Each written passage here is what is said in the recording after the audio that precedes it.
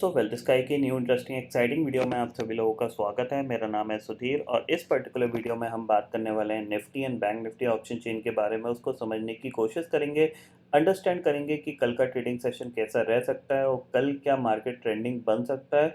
क्योंकि यहाँ पे देखा जाए तो दो ट्रेडिंग सेशन में हमने कंसोलिडेशन किया है, तो कल अगर यहाँ पे फ्लैट ओपनिंग होती है तो निफ्टी के अंदर बड़ा धमाका हो सकता है। उसको हम अंडरस्टैंड करने की कोशिश करेंगे, तो जल्दी से वीडियो को स्टार्ट करते हैं डाटा पे और समझेंगे यहाँ पे कि कल का ट्रेडिंग सेशन कैसा रह सकता है। आज एक गैप डाउन ओपनिंग हुई थी और गैप डाउन ओपनिंग के बाद हमें एक रिकवरी देखने को मिली थी और फाइनली निफ्टी कह सकते हैं नीचे से थोड़ा सा रिकवर होके यहाँ पे क्लोज हुआ है। बट उससे पहले बात करेंगे मार्केट एट 11 के वीडियो की। मार्केट एट 11 के वीडियो में मैंने आपको क्लियरली बताया था कि आज आप थोड़ा सा साइडवेज टू पॉजिटिव प्लान कर सकते हो, यहाँ से निफ्टी और बैंक निफ्टी रिकवर कर सकते हैं। तो अराउंड वीडियो पोस्ट किया था 10:05 पे, तब निफ्टी जो ट्रेड कर रहा था 16,244 टारगेट था ये हमारा, जो कि है 16,340 का, जो कि इंट्राडे में हमारा हासिल हो गया था।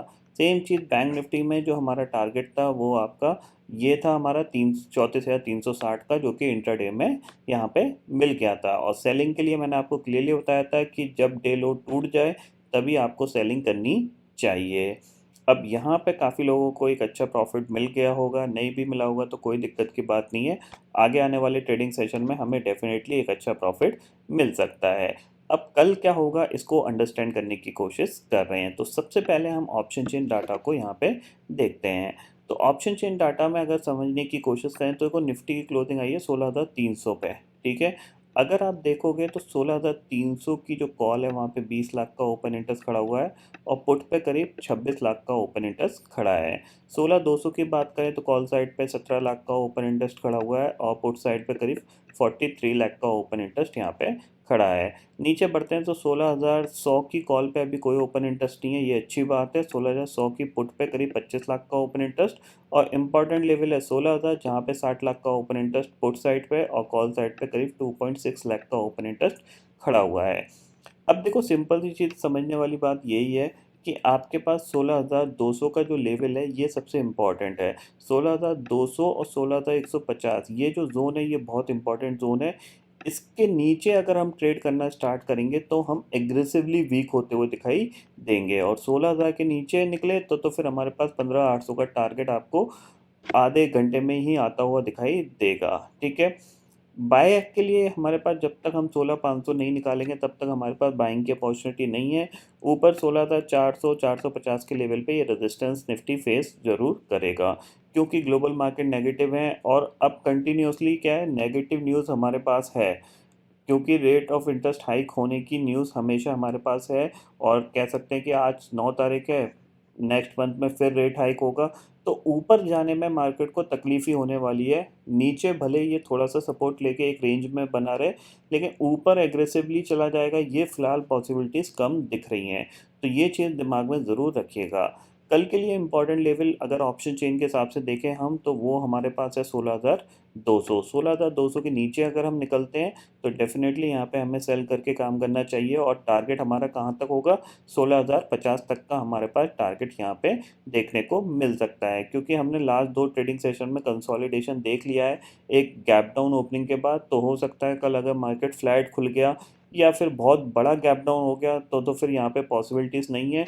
बट अगर फ्लैट खुला, स्लाइटली गैप अप खुला, तो चांसेस बनते हैं कि दोबारा से सेलिंग प्रेशर देखने को मिल सकता है, ठीक है। इतना आपको ऑप्शन चेन डाटा में समझ में आ गया होगा। अब चलते हैं चार्ट पे और चार्ट को अंडरस्टैंड करते हैं कि चार्ट पे कैसा निफ्टी दिख रहा है। तो सबसे पहले यहाँ पे निफ्टी का चार्ट आ गया, ये सारी लाइनें मैं हटाता हूँ तो आपको क्लियर पिक्चर दिखाई देगी। 15 मिनट का चार्ट लगाते हैं हम और आप यहाँ पे अगर थोड़ा सा समझने की कोशिश करोगे तो ये हमारे पास देखो, ये हमारे पास एक रेजिस्टेंस का लेवल है, ठीक है। ये रेजिस्टेंस बहुत मुश्किल से निकलेगा और अगर आप थोड़ा सा यहाँ पे अंडरस्टैंड करोगे तो यहाँ पे भी आप देख सकते हो इसने ये डबल टॉप बनाया हुआ है, समझ रहे हैं आप, यहाँ पे ये एक डबल टॉप बनाया हुआ है।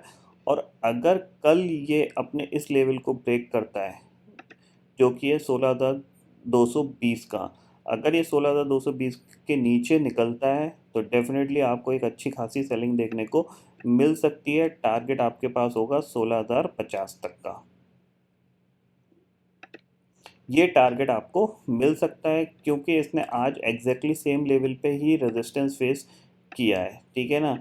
ये और अगर इसी लेवल के आसपास ये कल दोबारा से खुलता है तो मेरे हिसाब से यहाँ पे एक बार आपको सेल करके ही काम करना चाहिए, क्योंकि ये एक रेजिस्टेंस, ये जोन एक रेजिस्टेंस का जोन है।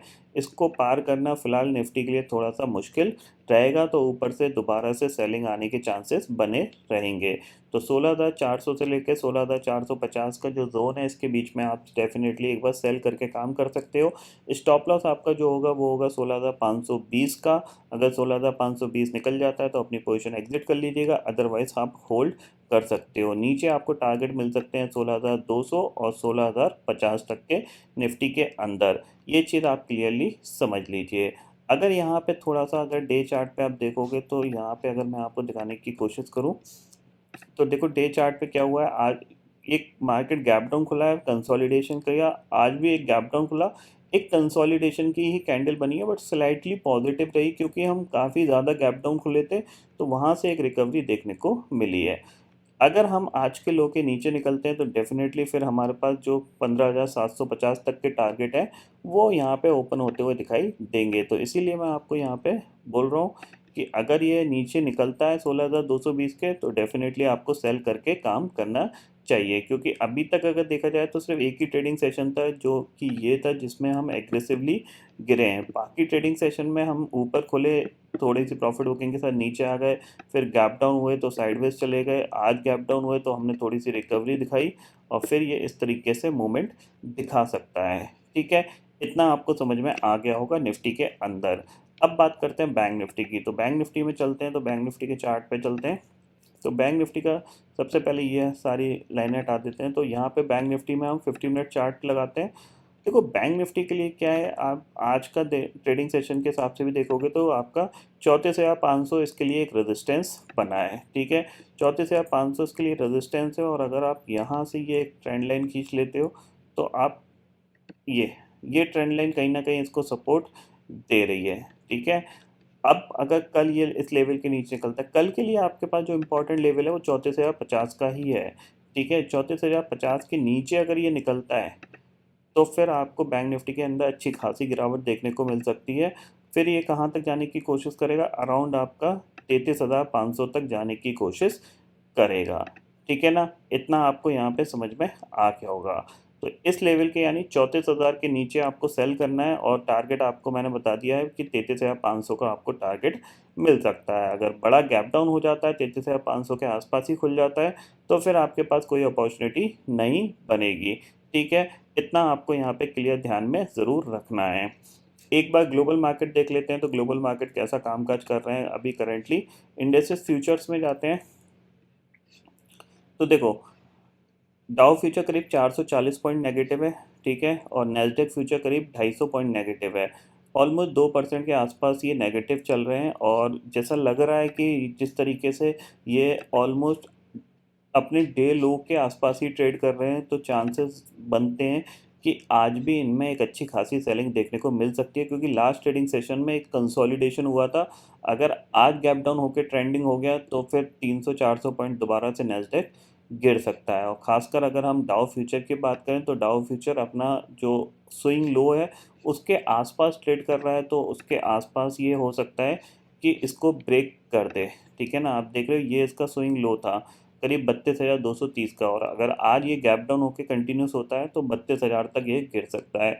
तो जिसके रीज़न से हम हो सकता है कल दोबारा से 150-200 पॉइंट गैप डाउन खुलें, तो उसको आपको थोड़ा सा अंडरस्टैंड करने की कोशिश करनी पड़ेगी। तो सबसे अच्छा मौका आपको कब मिलेगा कि मार्केट फ्लैट खुल जाए, ठीक है ना। अगर मार्केट फ्लैट खुलता है, फ्लैट खुल के और ये अपने 16,200 को ब्रेक कर देता है, तो आपको बहुत अच्छी ट्रेड मिल सकती है यहाँ पे। या फिर ये ऊपर थोड़ा सा गैप अप खुले, गैप अप खुलने के बाद ये लोअर हाई लोअर लो का फॉर्मेशन बनाना स्टार्ट कर दे, जिस तरीके से ये यहाँ पे बनाता है, ठीक है ना, इस तरीके से, तो ये ट्रेंडिंग हो सकता है, ठीक है। बड़ा गैप डाउन खुला नीचे के लेवल पे तो फिर ये हो सकता है साइडवेज चला जाए, या फिर थोड़ी सी और सेलिंग इमीडिएटली बेसिस पे आधे एक घंटे चले, उसके बाद ये रिकवर हो जाए। तो बहुत बड़े गैप डाउन में क्या होगा, वॉलेटिलिटी ज़्यादा बढ़ेगी सबसे अच्छी ट्रेड यही है कि फ्लैट खुले या फिर स्लाइटली गैप अप खुल के ये लोअर लो लोअर हाई का फॉर्मेशन बनाना स्टार्ट करे, तो फिर आपको बहुत अच्छी ट्रेड यहाँ पे मिल सकती है और एक अच्छा खासा मार्केट यहाँ पे गिर सकता है। तो इसको ज़रूर ध्यान में रखिएगा, ठीक है। तो ये सारे पर्टिकुलर पॉइंट्स आपको यहाँ पे समझ में आ गए होंगे। तो आई होप दोस्तों ये पर्टिकुलर डाटा आपको समझ में आ गया होगा। दोस्तों फिलहाल इस वीडियो में इतना ही है। आई होप ये वीडियो आपको पसंद आएगा। वीडियो पसंद आता है तो लाइक और शेयर ज़रूर करिएगा और चैनल को जरूर सब्सक्राइब कर लीजिए, क्योंकि मैं सुधीर लेके आता रहूँगा हर दिन आपके लिए नए नए वीडियो। इसी के साथ शुक्रिया दोस्तों, जय हिंद।